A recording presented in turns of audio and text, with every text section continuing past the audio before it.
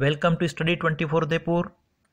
MCQ series में आज का जो हमारा सबसे पहला प्रश्न है, पैमाने के प्रतिफल किन अवधारणाओं पर आधारित हैं। ठीक है, रिटर्न्स टू स्केल की अगर हम बात करें तो इसमें कौन कौन सी मान्यता हैं, एजम्पशंस है, ये आपको बताना है। तो सबसे पहले देखिए कि जो रिटर्न्स टू स्केल हैं, पैमाने के प्रतिफल में क्या माना जाता है कि उत्पादन की जो तकनीक है, टेक्नोलॉजी है, वो क्या होती है, कांस्टेंट होती हैं, स्थिर होती हैं, अपरिवर्तित होती हैं। फिर उत्पादन के जो साधन होते हैं उनकी सारी इकाइयाँ क्या होती हैं, होमोजीनियस होती हैं, समरूप होती हैं, समान होती हैं। और फिर जो उत्पादन होता है उसको हम फिजिकल भौतिक रूप में माप सकते हैं। तो ये सारी जो मान्यताएं हैं वो पैमाने के प्रतिफल में ली जाती हैं। तो करेक्ट आंसर आपका यहाँ पे हो जाएगा डी। नेक्स्ट है, साधन के पुरस्कार के रूप में ब्याज का भुगतान किस सिद्धांत से स्पष्ट होता है। देखिए, ब्याज का जो भुगतान किया जाता है वो किस लिए किया जाता है, तो इसमें प्रोफेसर सीनियर का एक थ्योरी है, सिद्धांत है। ठीक है, प्रोफेसर सीनियर का क्या मानना था कि लोग क्या करते हैं, जो उनके पास में पैसा होता है उसका वो सेक्रीफाइस करते हैं, त्याग करते हैं, और पैसा त्याग करने के बदले में उनको पुरस्कार के रूप में क्या मिलता है, ब्याज मिलता है। मतलब अपना पैसा वो किसी को उधार देंगे, इसका मतलब उसका प्रयोग वो खुद नहीं कर पाएंगे, मतलब उपभोग को वो क्या करते हैं, स्थगित करते हैं। तो इसमें आपका आंसर कौन सा हो जाएगा, सेकंड ऑप्शन। नेक्स्ट है, प्रगट अधिमान सिद्धांत के संदर्भ में निम्नलिखित मान्यताओं पर विचार कीजिए तथा नीचे दिए गए कूट से सही उत्तर का चयन करना है। ठीक है, आपकी जो रिवील प्रेफरेंस थ्योरी है, रिवील प्रेफरेंस थ्योरी में एक तरह से क्या माना जाता है कि जो सबल कर्मकता जिसको हम कहते हैं, स्ट्रॉन्ग ऑर्डरिंग होती है। ठीक है, बिल्कुल सही है।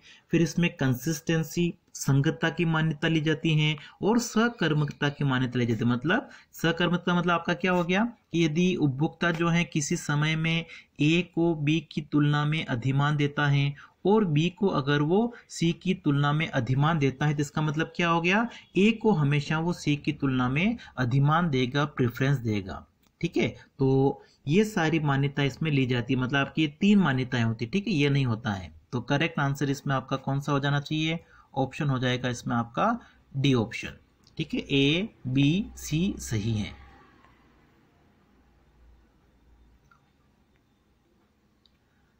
अगला देखिए, निम्नलिखित समूह की इकाइयों में मेल बिठाइए तथा सही कूट का चयन कीजिए। समूह एक को समूह दो के साथ में आपको मिलान करना है।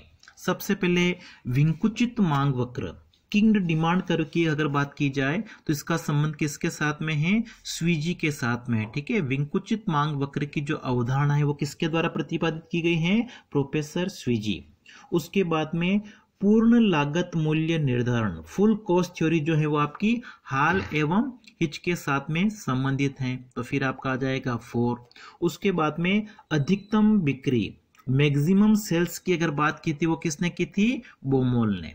ठीक है, और फिर सीमा मूल्य प्रारूप, लिमिट प्राइसिंग की अगर हम बात करें तो लिमिट प्राइसिंग जो है वो किसके साथ में संबंधित है, प्रोफेसर बेन के साथ में संबंधित है। तो इसके हिसाब से आपका जो सही क्रम है वो क्या हो जाएगा, सबसे पहले आपका हो जाएगा 3, फिर हो जाएगा 4, फिर हो जाएगा 1 और फिर हो जाएगा 2।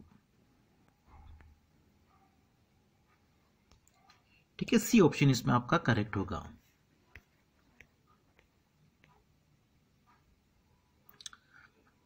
नेक्स्ट देखिए, मांग सिद्धांत के विकास में निम्नलिखित सिद्धांतों के उदय को समय के आधार पर क्रमबद्ध कीजिए।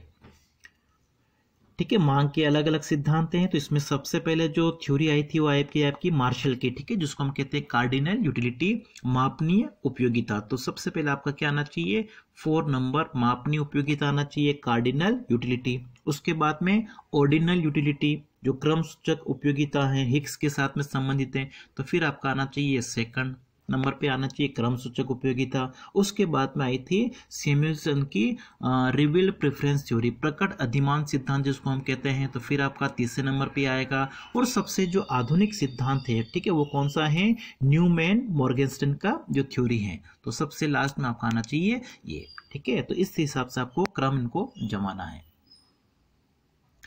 4 3 1 2 ये आपका सही क्रम हो जाएगा। नेक्स्ट देखिए, उत्पादन फलन प्रोडक्शन फंक्शन का जो विचार है निम्नलिखित में से किसके साथ में संबंधित है। ठीक है, प्रोडक्शन फंक्शन की अगर हम बात करें तो प्रोडक्शन फंक्शन का जो संबंध होता है वो किसके साथ में होता है, टेक्नोलॉजी के साथ में होता है, उत्पादन की तकनीकी दक्षता के साथ में संबंधित होता है, टेक्निकल इफिशिएंसी। ठीक है, हम साधनों का जो प्रयोग कर रहे हैं उसमें टेक्नोलॉजी वो किस प्रकार की, अच्छी टेक्नोलॉजी होगी तो क्या होगा, प्रोडक्शन ज्यादा होगा। अगर टेक्नोलॉजी पुरानी हो जाएगी और साधनों की मात्रा उतनी है तो उत्पादन क्या होगा, घटेगा। तो उत्पादन फलन का जो विचार है वो तकनीकी दक्षता के साथ में संबंधित है। अगला देखिए, एक अर्थव्यवस्था के कोर में, ठीक है, अर्थव्यवस्था का जो महत्वपूर्ण भाग होता है उसमें निम्न अंतर्निहित है, उसमें क्या सम्मिलित किया जाता है।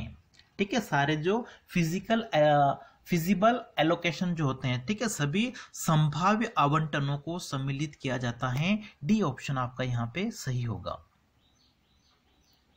अगला है, उपभोग मांग के किस अर्थशास्त्री के सिद्धांत में स्थायी उपभोग मानव पूंजी को सम्मिलित किया जाता है। ठीक है, उपभोग मांग के जो सिद्धांत हैं या उपभोग के जो सिद्धांत आपके हैं उसमें मानव पूंजी को, ह्यूमन कैपिटल को किसने सम्मिलित किया था, फ्रीडमैन ने। तो करेक्ट आंसर आपका हो जाएगा ऑप्शन ए। ठीक है, फ्रीडमैन की जो परिकल्पना आप जानते हैं, परमानेंट इनकम हाइपोथेसिस, ठीक है, स्थायी आय परिकल्पना है, उसमें उन्होंने मानव पूंजी को भी सम्मिलित किया था। ए ऑप्शन आपका यहाँ पे सही होगा।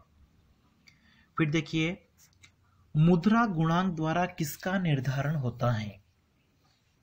ठीक है, क्रेडिट मल्टीप्लायर इसको हम कह सकते हैं, मनी मल्टीप्लायर हम कह सकते हैं। तो मनी मल्टीप्लायर जो होता है उसके द्वारा किसका निर्धारण होता है, हाई पावर्ड मनी का। उच्च शक्तिशाली मुद्रा जो होती है वो किसके ऊपर निर्भर करेगी, आपके मनी मल्टीप्लायर के ऊपर। तो बी ऑप्शन हमारा यहाँ पे सही है।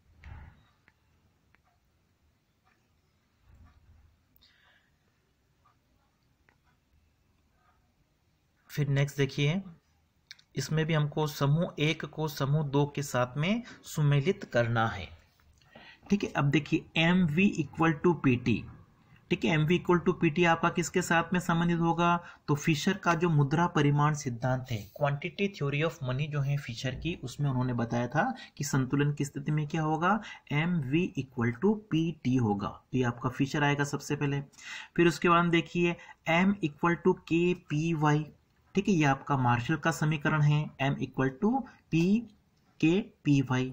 उसके बाद में m इक्वल टू आपका ये हो गया है आर वाई डब्ल्यू। ठीक है, उसमें स्थायी आय परिकल्पना आपकी किसकी है, फ्रीडमैन की है। उसमें उन्होंने संपत्ति इन सभी को सम्मिलित किया था, तो फ्रीडमैन आना चाहिए। और फिर ये जो आपका है m upon P equal to 2bt upon R. ठीक है, ये आपका बोमोल के साथ में संबंधित है। तो इस तरीके से आपको इसका सही क्रम देख लेना है।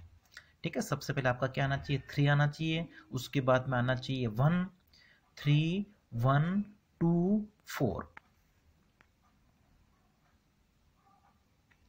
ठीक है, 3 1 2 4 ये आपका हो जाएगा इसमें डी ऑप्शन।